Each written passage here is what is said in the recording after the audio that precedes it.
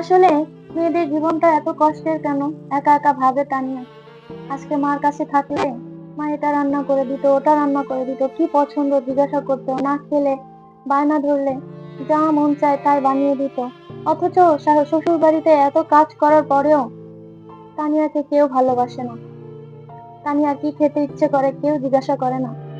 আর স্বামী আরাফ, সে তো সারাদিন অফিসে থাকে। সন্ধ্যায় যতটুক সময় সে বাসায় থাকে ততটুক সময় খাওয়া দাওয়া আর ঘুম ছাড়া আর কি। সে তো আর তানিয়ার সারাদিন খেয়াল রাখতে পারে না। এসব ভেবে খুব মন খারাপ হয় তানিয়ার।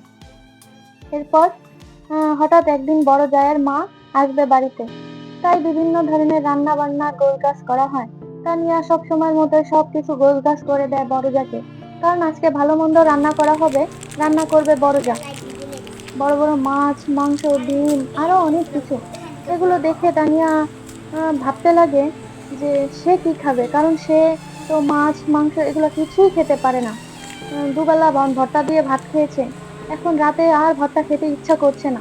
তখন তার মনে পড়ে যে শুটকি মাছ আছে, এবং সে সেগুলো রান্না করার জন্য কিছু ডাটা কেটে নেয়। ডাটাগুলো কেটে রান্নাঘরে আনতেই তার শাশুড়ি আসমা বেগম তাকে জিজ্ঞাসা করে, এত কিছুর মধ্যে আবার ডাটা কেন কেটেছো? তখন তানিয়া তার শাশুড়িকে বলে যে আসলে আমি তো মাছ দিয়ে ভাত খেতে পারবো না, তাই ভাবছিলাম যে আমি কি খাবো, তাই এগুলো কেটেছি রান্না করব বলে। তখন তার শাশুড়ি বিশ্রী ভাষায় তাকে কয়েকটা গালাগালি দিয়ে বলে, কেন, একবেলা ভর্তা খেয়েই কি হয়ে গেছে তোমার? একবেলা ভর্তা খেয়ে একেবারে শুকিয়ে গেছো? দুবেলা ভর্তা খেলে কি হয়? দরকার হলে 3 বেলা ভর্তা খাবে। এটা ওটা রান্না হচ্ছে, এর মধ্যে আবার শুটকি নামিয়ে নিয়ে আসছে রান্না করার জন্য। বেশি বেশি সবসময়, আমরা তো আর কোনোদিন পোয়াতি ছিলাম না, তাই না? এসব কথা শুনে তানিয়ার খুব খারাপ লাগে, অঝরে চোখ দিয়ে জল বেয়ে বেয়ে পড়তে থাকে। সে তার গোটা তরকারিগুলো পলিথিনে ভরে আবার ফ্রিজে রেখে দেয়। তারপরও তার শাশুড়ি বলে না যে রেখো না, রান্না কর। তানিয়া ভাবতে থাকে, আসলে মেয়ে হয়ে জন্ম নেওয়াটাই কি ভুল? আসলেই হয়তো বা ভুল। তা না হলে তার সাথে কেন এমন হবে? মেয়ে হয়ে জন্ম নিয়েছে বলেই তো বিয়ে হয়েছে। বিয়ে হয়ে শ্বশুরবাড়ি এসেছে পর থেকেই বিভিন্ন ধরনের অত্যাচার তাকে সহ্য করতে হচ্ছে। খাওয়া নিয়ে, পড়া নিয়ে, শোয়া নিয়ে, বসা নিয়ে, সবকিছু নিয়ে। আসলে এটাই কি মেয়েদের জীবন? ভাবতে ভাবতে সময় কেটে যায় তানিয়ার। সবাই রান্না বাড়া শেষে খাওয়া দাওয়া পর যে যার রুমে চলে যায়। রাত হলে আরাফ বাসায় আসে, কিন্তু বর্তমানে আরাফের একটি বদঅভ্যাস হয়েছে। সে বেশ রাত করে বাসায় আসে, এশার নামাজের পরে বন্ধুদের সাথে আড্ডা দিয়ে রাত 10টা থেকে 11টা পর্যন্ত সময় নিয়ে সে বাসায় আসে। এজন্য তানিয়া এবং তানিয়া শ্বশুর শাশুড়ির কাছে বকাবকি খেলেও তার অভ্যাসটা যেন বেড়েই চলেছে দিন দিন। আর সে যদি যেতে না চায় তাহলে তার বন্ধুরা বারবার কল দিতেই থাকে, না হলে বাসার সামনে এসে ডাকাডাকি করে তাকে নিয়ে যায়। শাশুড়ির করা ব্যবহার সম্বন্ধে আরাফের এখনো কোনো ধারণা নেই। যে কয়দিন বাড়িতে ছিল হয়তোবা তানিয়ার হয়ে একটু উত্তর দিয়েছে। এখন তো বাড়িতেই থাকে না, সকালে অফিসে যায়, সন্ধ্যায় বাসায় আসে, আবার এসার সময় থেকে রাত 11টা পর্যন্ত বাহিরেই থাকে। তানিয়ার খোঁজও সেভাবে নেওয়ার সময় নেই যেন আরাফের। তাছাড়া পরিবারের সকলের সাথে আরাফের একটু মনোমালিন্য চলছে। করোনার সময় হওয়া ঝামেলাগুলো এখনো সবাই মনে রেখেছে। আসলে একদিক থেকে দেখতে গেলে আরাফ বিভিন্ন কিছু চিন্তা ভাবনা করেই তার বাবার অ্যাকাউন্টে টাকা দেওয়া বন্ধ করে দিয়েছিল।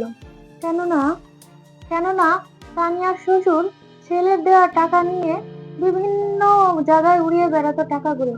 চায়ের দোকানে একে চা খাওয়াতো, একে বিস্কুট খাওয়াতো, একে টাকা দিত, একে টাকা ধার দিত। এভাবে সে বড়লোকি দেখিয়ে বেড়াতো। অথচ এই টাকাগুলো তার ছেলেদের রক্ত পানি করা টাকা। সে কখনো এটা বুঝতে চাইতো না।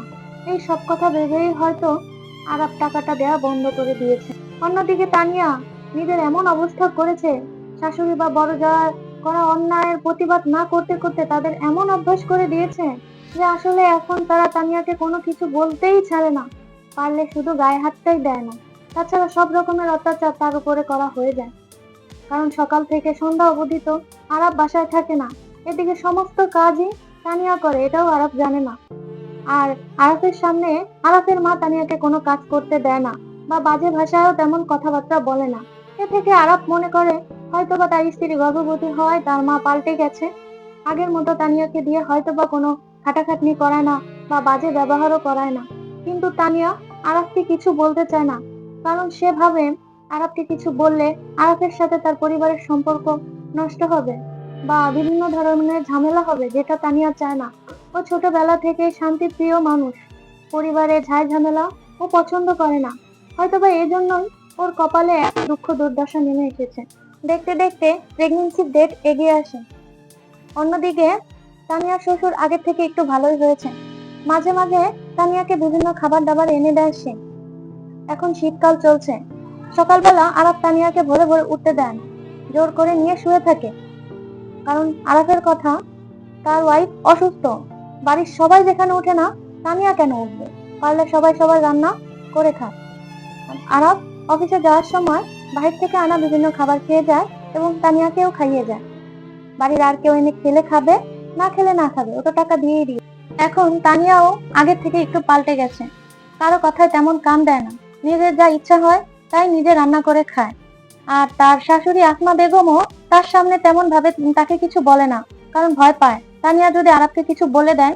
কারণ বর্তমানে আরাফ তানিয়ার পক্ষ নিয়ে বেশ কথা বলে, এসব কথা ভেবেই শাশুড়ি আর তাকে তেমন কিছু বলে না। তবে তানিয়ার পিছনে অবশ্যই সে গুজগুজ করে, যেগুলো তানিয়ার কানে আসে। এতে কান দেয় না তানিয়া। বড় যাও মাঝে মাঝে রান্না করে এখন, তবে কাপড় চোপড় ধোয়া, থালা বাসন ধোয়া, এগুলায় কেউ হাত দেয় না।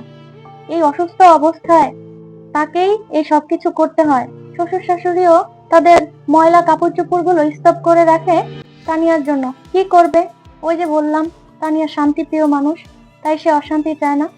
এত অসুস্থ অবস্থায় এই শরীর নিয়ে সে এই কাপড় চোপড় গুলো ধুয়ে দেয়। তবে আগের থেকে বাড়ির পরিবেশ কিছুটা পাল্টে গিয়েছে। মাঝে মাঝে শাশুড়ির কথার দু একটা উত্তরও দেয় বর্তমানে তানিয়া। এরপর হঠাৎ একদিন তানিয়ার পেইন ওঠে, অসহ্য ব্যথায় যন্ত্রণায় তানিয়া কাতরাতে থাকে। এই অবস্থা দেখে তানিয়ার শাশুড়ি বলে, আমাগো তো বাচ্চা হয়েছিল, এতটুক ব্যথায় কি এমন করতে হয়? মাইয়া মানুষ হলে কত ব্যথা সহ্য করা লাগে। এসব কথা শোনার মতন অবস্থায় আজকে তানিয়া নেই। অন্যদিকে আরাফ বাড়িতে ফোন চার্জে রেখে বাহিরে বের হয়ে গিয়েছে, ওকে খবর দেওয়ারও কোনো অবস্থা ছিল না। এসব অবস্থা দেখে ওর ননদ এসেছিল আগের দিনই ওদের বাড়িতে। ওর ননদ বলছে হসপিটালে নেওয়ার কোনো দরকার নেই, ভাবির অবস্থা দেখে বোঝা যায় কিছুক্ষণের মধ্যেই বাবু হয়ে যাবে। আসসালামু আলাইকুম viewers, welcome back to my channel. কেমন আছেন সবাই? আশা করছি সবাই ভালো আছেন, আমি অনেক ভালো আছি। প্রতিদিনের মতো আমি চলে এসেছি শ্বশুরবাড়ি গল্পটি পঞ্চম পর্ব নিয়ে। এই গল্পটি যদি আপনাদের ভালো লেগে থাকে, তাহলে এই গল্পটি পরবর্তী পর্ব পেতে চোখ রাখুন my page flavours for life by Lubna. সে পর্যন্ত ভালো থাকুন। Thanks for watching.